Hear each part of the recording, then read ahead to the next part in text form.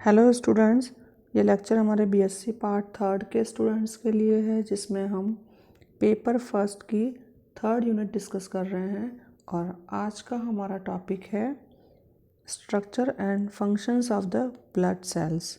Means blood की में जो पाए जाने वाले सेल्स हैं यानी ब्लड कार्पसल्स हैं, उनकी स्ट्रक्चर क्या है और उनके फंक्शंस क्या हैं।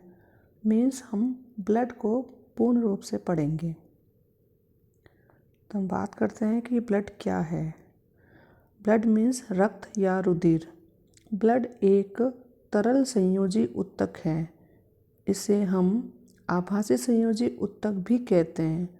आभासी हम इसलिए कहते हैं क्योंकि मेन जो संयोजी ऊतक होता है, मुख्य जो संयोजी ऊतक है, जैसे हमारी बोन्स हैं यानी अस्थि, या हमारा कार्टिलेज है यानी उपास्थि, इन संयोजी ऊतकों में दो भाग होते हैं। पहला भाग मैट्रिक्स कहलाता है। यह बाह्य कोशिकीय तरल पदार्थ होता है और यह संयोजी ऊतक में पाए जाने वाली मास्ट कोशिकाओं के द्वारा ही स्रावित होता है।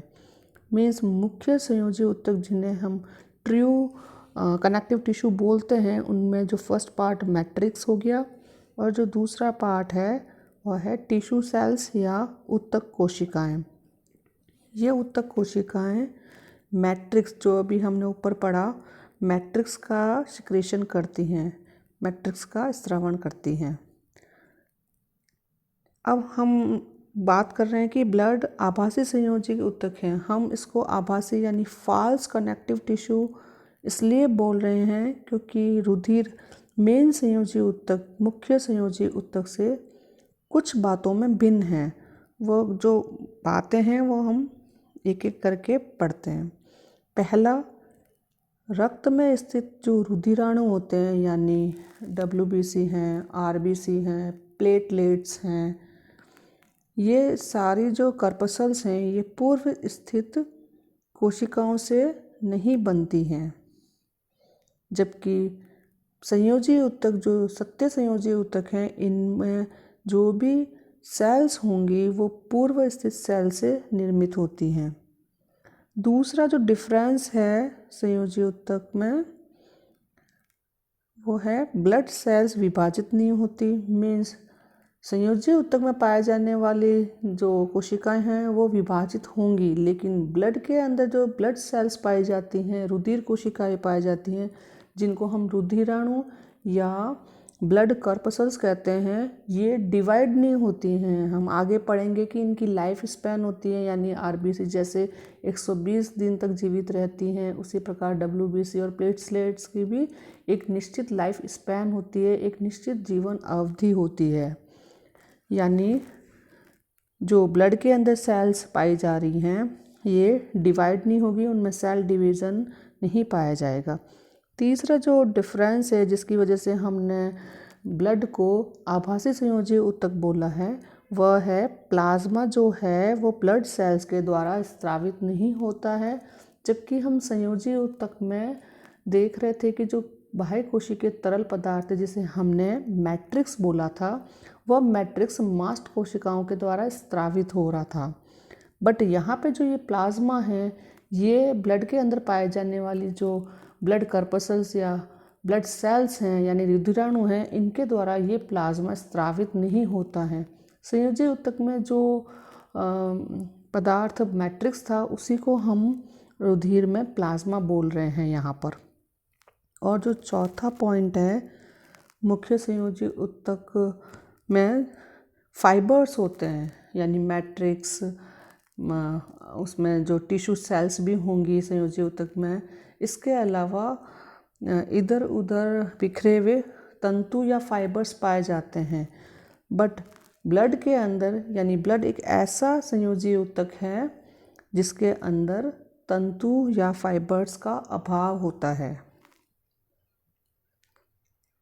ये चारों जो पॉइंट है ये मुख्य संयोजी ऊतक से रुधिर को पृथक करते हैं, थोड़ा भिन्न करते हैं। इसी वजह से हम ब्लड को आभासी संयोजी ऊतक कहते हैं और ये लिक्विड अवस्था में, इसलिए हम इसको तरल संयोजी ऊतक भी कहते हैं।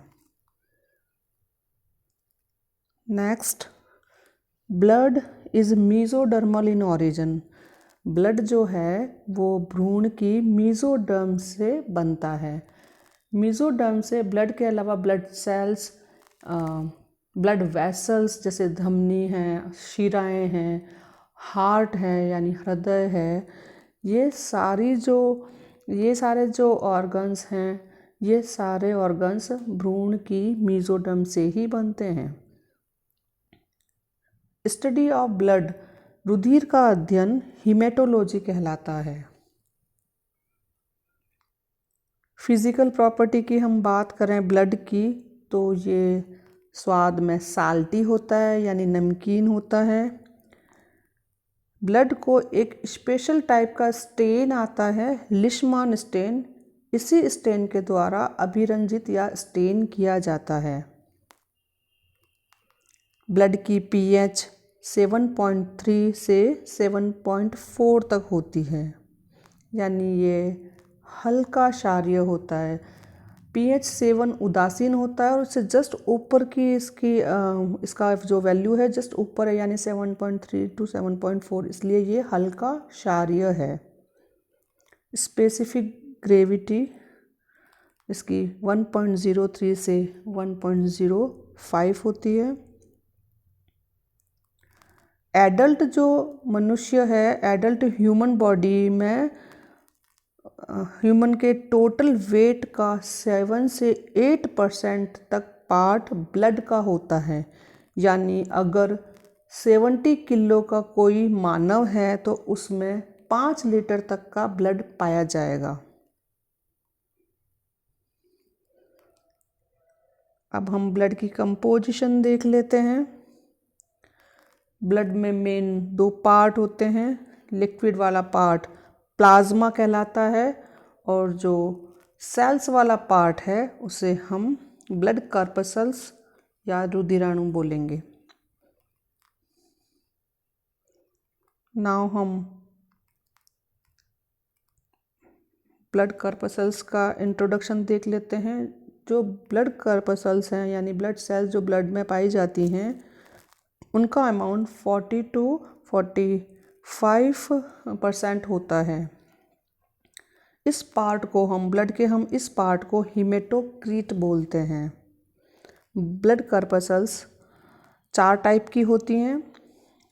आरबीसी यानी लाल रक्त कणिकाएँ, डब्ल्यूबीसी यानी श्वेत रक्त कणिकाएँ या वाइट ब्लड कॉर्पसल्स, और प्लेटलेट्स या फिर प्लेटलेट्स की जगह स्पिंडल सेल्स पाई जाएंगी। इन दोनों में से एक ही पाई जाएंगी, या तो प्लेटलेट्स होंगी या फिर स्पिंडल सेल्स होंगी।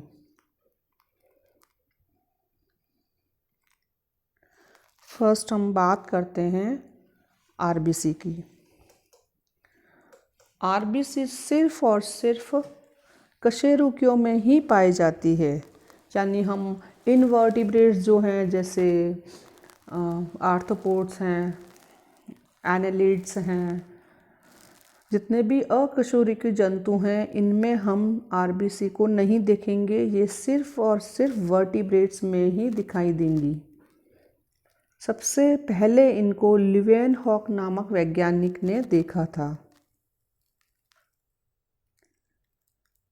कशेरुकियों की जो आरबीसी है वो ओवल, अंडाकार, उभयोत्तल यानी बाइकॉन्वेक्स और न्यूक्लिएटेड होंगी, यानी केंद्रक सहित पाई जाएंगी। उनमें केंद्रक प्रेजेंट होगा। इनमें अपवाद है।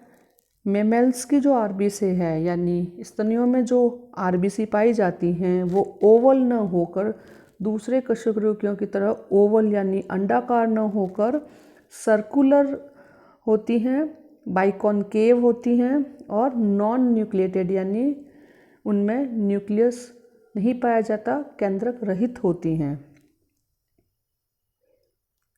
नंबर ऑफ आरबीसी की संख्या को काउंट करने के लिए हम एक यंत्र का उपयोग करते हैं, उसका नाम है हीमोसाइटोमीटर। एडल्ट मेन में यानी वयस्क मनुष्य में 45 से 55 लाख पर सीसी आरबीसीज पाई जाती हैं और फीमेल में इस संख्या से थोड़ी कम मात्रा में आरबीसी पाई जाएंगी। चाइल्ड में यानी बच्चों में आरबीसी की संख्या पर सीसी लगभग पर क्यूबिक सेंटीमीटर लगभग 65 to 70 लाख होती हैं। नेक्स्ट हम बात करते हैं structure of RBC of main. ये जो आप देख रहे हैं ये आरबीसी हैं। इसके चारों ओर जो प्लाज्मा मेम्ब्रेन पाई जा रही हैं जो कि लिपिड एंड प्रोटीन की बनी हुई होती है, इसको हम डोनेंस मेम्ब्रेन कहते हैं। आरबीसी के अंदर हम जानते हैं कि जो मैच्योर आरबीसी है मनुष्य की, उसमें न्यूक्लियस नहीं होता है और दूसरे कोशिकांग भी नहीं पाए जाते हैं, जैसे गोल्गी काय है, माइटोकॉन्ड्रिया है, लाइसोसोम्स हैं। तो इसके अंदर काफ़ी सारा स्पेस हो जाता है और जो ये आरबीसी है इसके अंदर प्रोटीन का एक नेटवर्क पाया जाता है। उस प्रोटीन का नाम है स्ट्रोमैटिन प्रोटीन। जो हम देख रहे हैं ये ह्यूमन की आरबीसी है। So it is circular, biconcave and non nucleated. चूँकि इसके अंदर न्यूक्लियस नहीं पाया जाता है और अदर कोशिकांग भी इसमें एब्सेंट होते हैं, इसलिए इसमें हीमोग्लोबिन के मॉलिक्यूल्स बहुत ज़्यादा संख्या में पाए जाते हैं। लगभग एक आरबीसी में 26 से 27 करोड़ तक हीमोग्लोबिन के अणु पाए जाएंगे। हीमोग्लोबिन एक कॉन्जुगेट ग्लोब्यूलर प्रोटीन है, एक संयुक्त या संयुग्मी गोलाकार प्रोटीन है। इसके अलावा आरबीसी में एंजाइम्स पाए जाते हैं, कुछ लवण यानी साल्ट्स होते हैं और विटामिन्स भी होते हैं। हीमोग्लोबिन की बात करें तो हीमोग्लोबिन में 2 पार्ट पाए जाते हैं। एक पार्ट जो प्रोटीन वाला होता है उसे हम ग्लोबिन कहते हैं, और जो दूसरा पार्ट है जो रंगा पदार्थ का होता है उसे हिम कहते हैं। ग्लोबिन की लगभग 4 पॉलीपेप्टाइड चेन पाई जाती हैं कुंडलित रूप में, और हीमोग्लोबिन के 4 molecules of heme also present in hemoglobin. इसके अलावा आरबीसी की जो लाइफ स्पैन है वो 120 दिन की होती है, और आरबीसी का जो फॉर्मेशन है वह रेड बोन मैरो में होता है। जो हमारे शरीर की लंबी अस्थियां हैं उनमें रुधिर की इस भाग की यानी आरबीसी की उत्पत्ति होती है। और हम इसके फंक्शन की बात करें यानी आरबीसी के कार्य की बात करें तो हम जानते हैं कि इसमें हीमोग्लोबिन के अणु पाए जाते हैं, इसलिए यह ऑक्सीजन के परिवहन में सहायक है। तो ये सब था आरबीसी के बारे में। हम नेक्स्ट वीडियो में डब्ल्यूबीसी को पढ़ेंगे। So thank you very much.